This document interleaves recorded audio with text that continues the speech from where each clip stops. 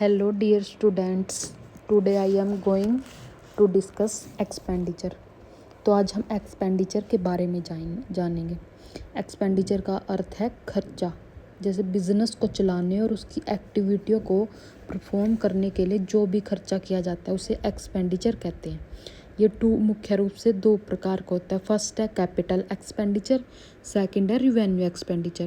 Capital expenditure जो हम बात करते हैं कैपिटल एक्सपेंडिचर वह एक्सपेंडिचर होता है जो बिजनेस को फिक्स एसेट को परचेज करने या क्रिएशन करने या इम्प्रूवमेंट करने के लिए किया जाता है।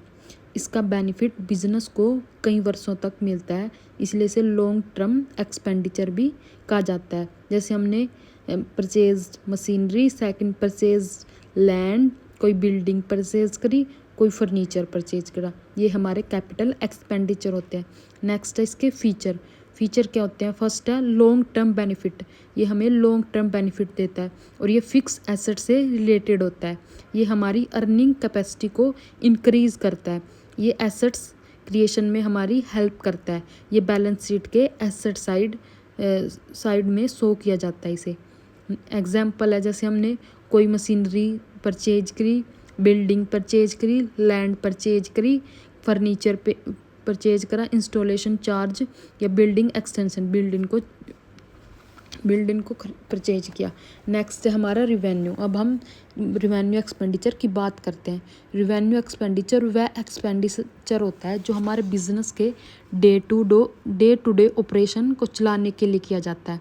जो हमारे बिजनेस के डे टू डे ऑपरेशन या रूटीन एक्टिविटी के लिए किया जाता है। ये हमारा इसका बेनिफिट केवल करंट अकाउंटिंग ईयर तक ही मिलता है, इसलिए इसे शॉर्ट टर्म एक्सपेंडिचर भी कहा जाता है।